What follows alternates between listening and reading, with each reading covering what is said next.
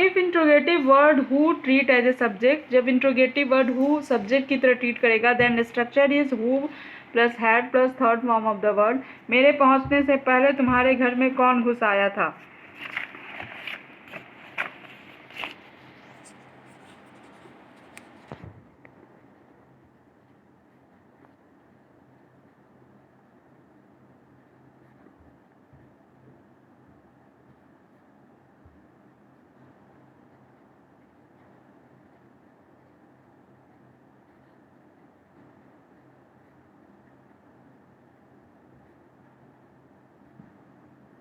देखो अब यहाँ पे जो इंट्रोगेटिव है तुम्हारे पहले के बाद हमने बताया यही पास्ट परफेक्ट में बनेगा, जिसको आपको पहले लिखना है, जो पहले शब्द के बाद आ रहा है।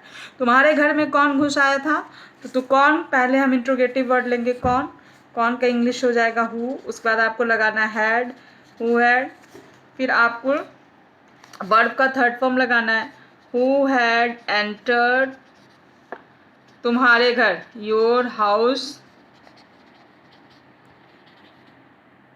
who had entered your house before I reached।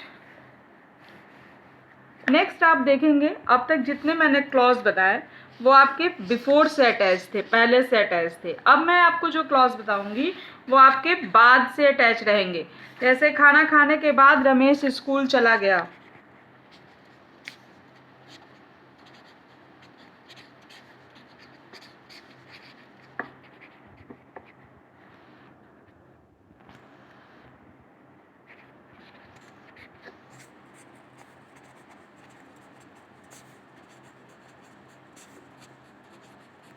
आपने देखा होगा अब तक जितने भी क्लॉज आप लोगों ने देखा उसमें जो जितने भी क्लॉज थे सब पहले से अटैच थे, पहले शब्द यानी बिफोर से अटैच थे। अब आपका जो क्लॉज आया वो आफ्टर से यानी बाद से अटैच है।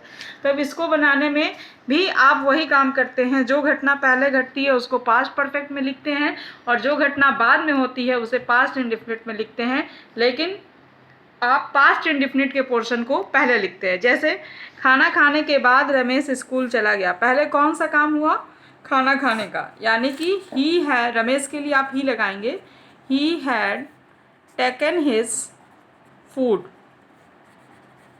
और कौन सा काम बाद में हुआ, बाद के बाद वाला काम आपका बाद में हुआ, रमेश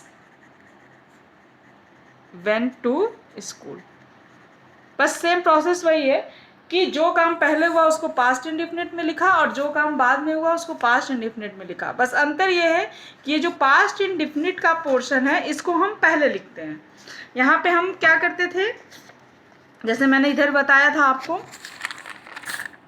इधर हमने क्या किया था कि पास्ट परफेक्ट का पोर्शन पहले लिखा था और पास्ट इंडेफिनिट का पोर्शन हमने बाद में लिखा था। लेकिन इसमें क्या करते हैं, पास्ट इंडेफिनिट का पोर्शन पहले लिखते हैं, Ramesh went to school after he had taken his food। अब जिस तरह से हमने उसका इंट्रोगेटिव नेगेटिव बनाया उसी तरह से इसका बनाया। तो उसमें क्या था कि पास्ट परफेक्ट का पोर्शन पहले था तो उसके अकॉर्डिंग हमने नेगेटिव और इंट्रोगेटिव बनाया।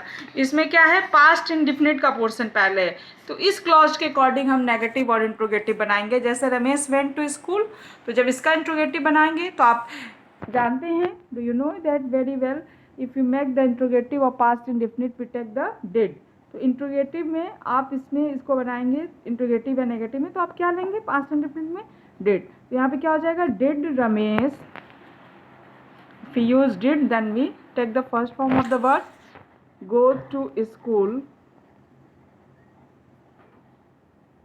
और ये क्लॉज आप ऐसे ही अटैच करेंगे, after he had taken his food। and what is the negative of this sentence, Ramesh did not go to school after he has taken his food.